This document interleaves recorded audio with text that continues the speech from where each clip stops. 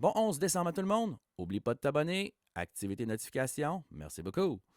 Le chocolat dans notre calendrier de l'Avent aujourd'hui, c'est un chocolat au piment fantôme, au piment jalapeno. Donc, c'est tellement épicé que quand tu manges ça, tu peux pas croire que c'est arrivé. Mais après ça, t'en donnes un à tes chums, tu le regardes manger ça, puis tu pars à rire tellement que t'en pleures. Comme notre histoire, l'histoire d'Harriet Carr. While I tell of Yuletide treasure. Fa la la la la la la la.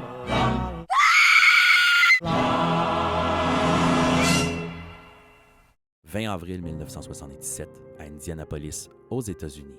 C'est l'histoire d'Harriet Carr qui va trouver quelque chose dans sa voiture. Carr, voiture.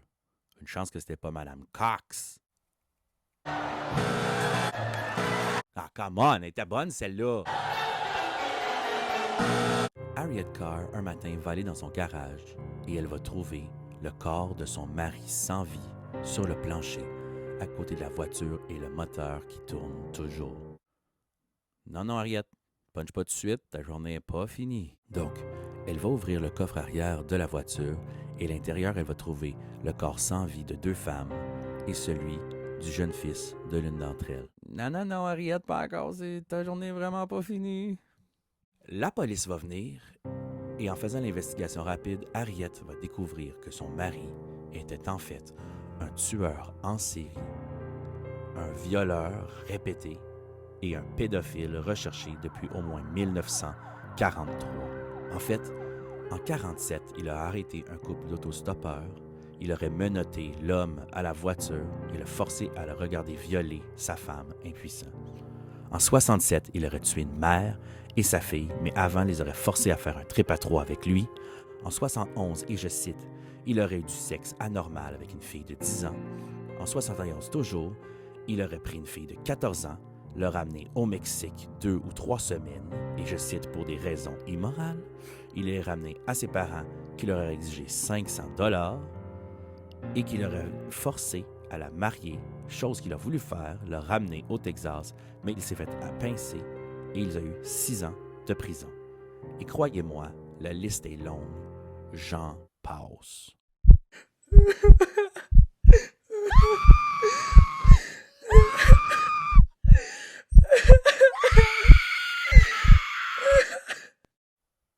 Non, non, Harriet, il en reste plus long, mais punch pas tout de suite. Et là, elle trouve les 3 cadavres dans la valise de la voiture. Son mari les avait enfermés là. Il avait passé une hausse pour les asphyxier au monoxyde. Mais alors, une question subsiste. Qui a tué son mari Ted? Eh bien, selon l'enquête du coroner, Ted a mis les 3 victimes à l'arrière de la voiture. Il a parti le moteur. Il a attendu quelques minutes pour être sûr qu'il était bien asphyxié, décédé, mais n'étant toujours pas sûr, il était à l'arrière, il a ouvert le coffre, il a dit « Hey, ça va? »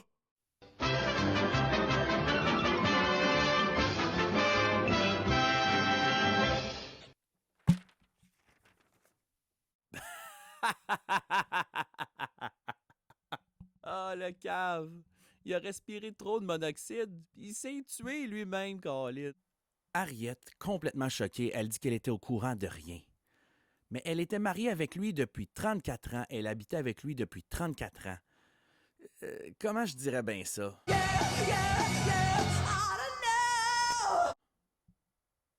Ouais, tu devais bien le savoir.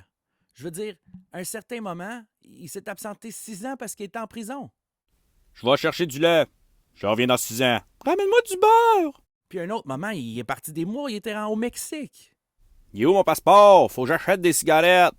Ramène des tacos. En même temps, on va lui donner le bénéfice du doute. On connaît tout quelqu'un qui a bon cœur puis qui est un petit peu naïf des fois. Et voilà, c'était déjà tout.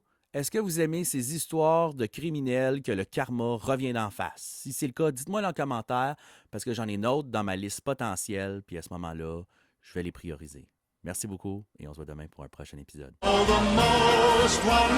OK. Là, tu peux puncher Harriet. la.